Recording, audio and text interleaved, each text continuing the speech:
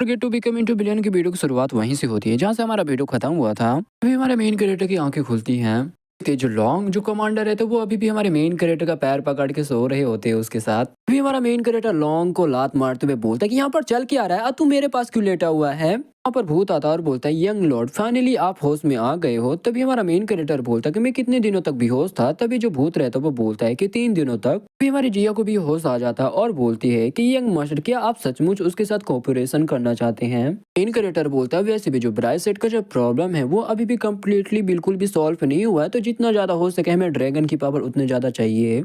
Scene cut होकर कुछ time बाद की ओर दिखाया जाता है जहाँ पर लुआन भी बोलते हैं कि कुछ टाइमों से मेरे को किसी ने पोजेस करके रखा था, क्या तुम मेरी हेल्प कर सकते हो। कैरेक्टर भी बोलता है कि क्यों नहीं। हमारा मेन कैरेक्टर बोलता है कि तुम अपने आप को मार लोगे तो वैसे भी तुम्हें अपनी पूरी पावर बिल्कुल भी नहीं मिल पाएगी और मुझे तुम्हारी पावर की भी जरूरत पड़ेगी। मेन कैरेक्टर बोलता है इसीलिए तो मैंने उसे बिल्कुल भी नहीं जाने दिया था, और वैसे भी उसे कुछ टाइम के लिए किसी ने पोजेस करके रखा था।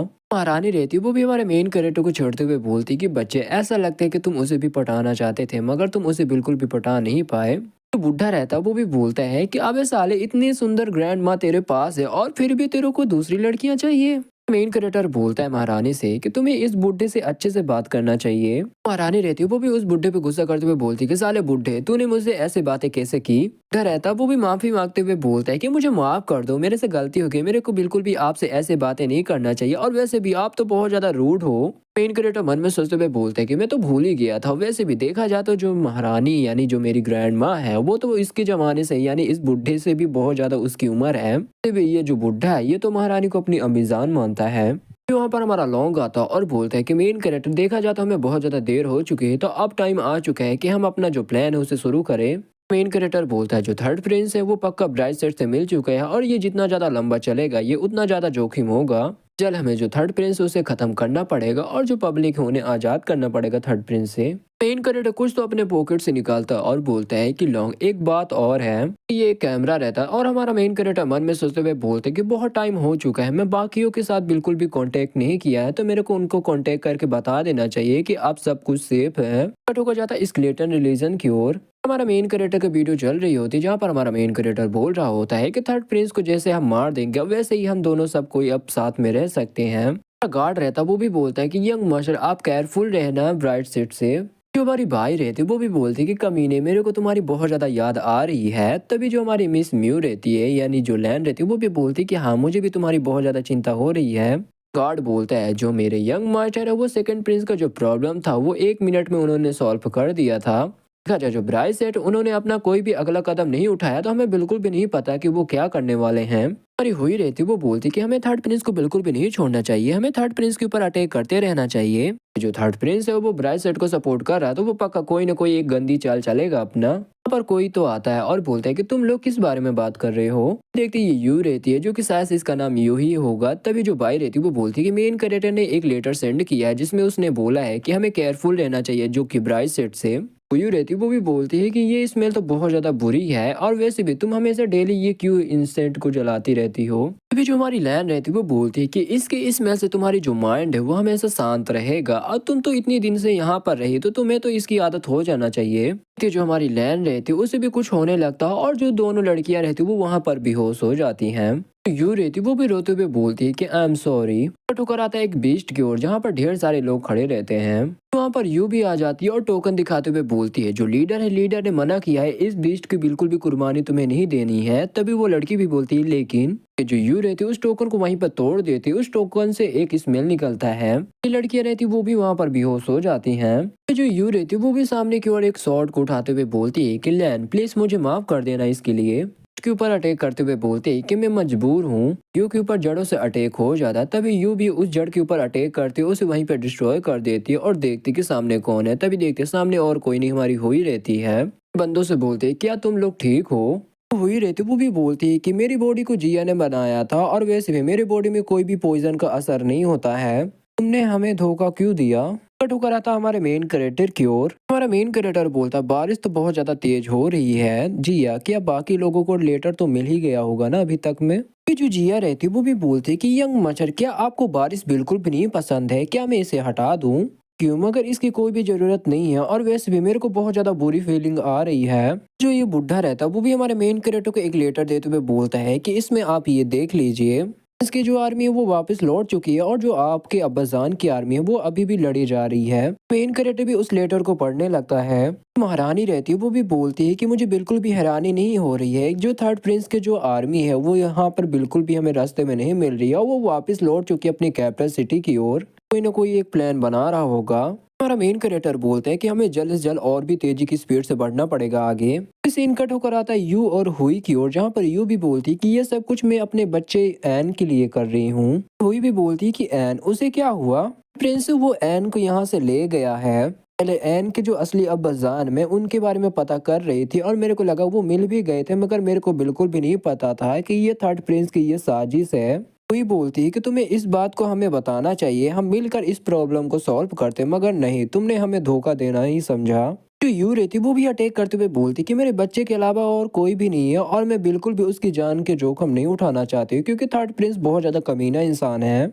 हुई भी अपने जड़ से अटैक करके जो यू को नीचे गिरा देती है। तभी जो यू रहती वो भी बोलती कि आई एम सॉरी, मुझे माफ कर दो, मेरे को प्लीज उसे बचाना है तो प्लीज इसके लिए मुझे माफ कर दो। आपको उसकी जान की बिल्कुल भी फिक्र नहीं है कि आप उसे ऐसे ही मरने दोगे? हुई भी बोलती कि इसमें मैं कुछ भी नहीं कर सकती हूँ और ये एल्डर डिस्ट्रॉय हो जाएगा तो जो ब्राइट सेट के जो लोग हैं वो इजीली इस दुनिया में आ जाएंगे और ढेर सारे लोग मारे जाएंगे, तुम बिल्कुल भी नहीं समझ सकती हो। यू रहती वो भी बोलती कि तुम बिल्कुल भी नहीं समझ सकती हो। हमारी हुई भी चिल्लाती कि नहीं। तभी देखते वहां पर बहुत बड़ा ब्लास्ट होता और जो एल्डर रहता वो वहीं पर डिस्ट्रॉय हो जाता है कि जो यू का जो एक हाथ रहता वो भी डिस्ट्रॉय हो जाता और बोलती है कि मैं एक माँ हूँ, इतना बोल के वो भी नीचे गिर जाती है। कट होकर आता है कैपिटल सिटी की ओर, हमें थर्ड प्रिंस की ओर दिखाया जाता है कि जो ब्राइसेट के जो लोग रहते हैं वो भी थर्ड प्रिंस से बोल रहे होते हैं कि जो यू को हमने काम दिया था वो हमारा काम हो चुका है, जो रिचुअल था वो रिचुअल तो रुक चुका है, अब हमें कोई भी नहीं रोक सकता है। प्रिंस भी बोलता है कि ओहो, तब तो बहुत ज्यादा अच्छी बात है।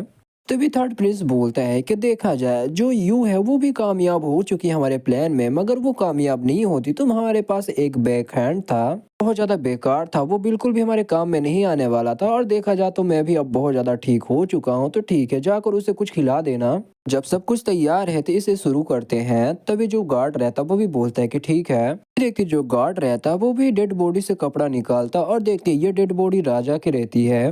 थर्ड प्रिंस रहता वो भी बोलते हैं कि मुझे माफ करना अब्बाजान, मगर आपकी जो ये ड्रैगन बॉडी ये मेरे लिए बहुत ज्यादा काम में आने वाली है, तो कुछ टाइम के लिए मुझे आपकी बॉडी उधार में चाहिए। कि जो रिचुअल है उसे शुरू करो। इनका ठोकर आता लड़ाई की ओर, जहाँ पर हमारे बंदे लड़े जा रहे होते हैं।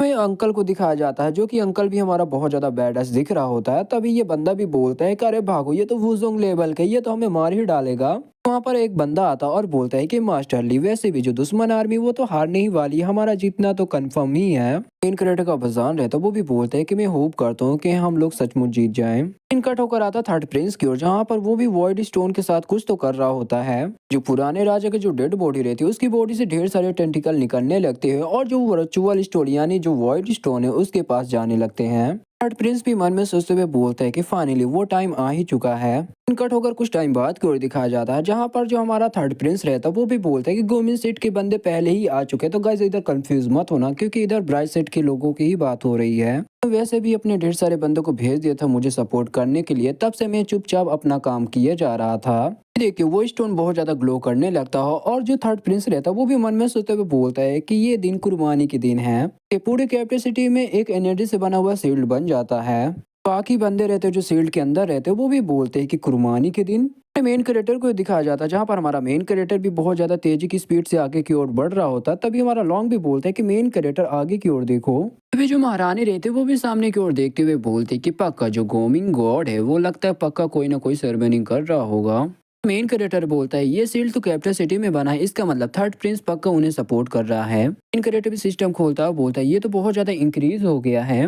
मेन कैरेक्टर बोलता है कि जिया अब बताओ ये लोग आगे क्या करने वाले हैं। तभी जो हमारी जिया रहती वो भी बोलती कि सॉरी यंग मास्टर, मेरी अम्मी जान ने मेरे को कभी भी इसके बारे में नहीं बताया था। जो लुआन है लुआन को पक्का इसके बारे में पता है, तो आप उससे पूछ सकते हो। मेन कैरेक्टर भी लुआन से बात करने लगता है और बोलता है कि लुआन क्या हुआ, बाहर आओ और इसे देखो। लुआन रहती भी बोलती है ये स्काई स्प्लिटिंग सेरेमनी है, मदद से जो ब्राइट सेट का जो ढेर सारे जो क्रैक है यानी उस क्रैक को बढ़ा देंगे और ढेर सारे इंसानों को ये अब्सॉर्ब कर कर ये अपनी पावर बढ़ाएंगे। देर हो चुकी है, अब सब कुछ खत्म हो चुका है। होकर कुछ बंदे की ओर दिखाया जाता है जो कि शील्ड के अंदर रहते हैं, उनकी भी जो एसेंस रहती है वो भी चूस लिए जाती है। उस शील्ड में छोटा सा एक क्रैक होता है, एक फीमेल वर्मेलियन की एंट्री होती है। आज अगले एपिसोड में हमारा मेन कैरेक्टर का सबसे बड़ा दुश्मन आने वाला है, जो कि आप लोग गेस करके कमेंट में बताओ कि वो कौन है।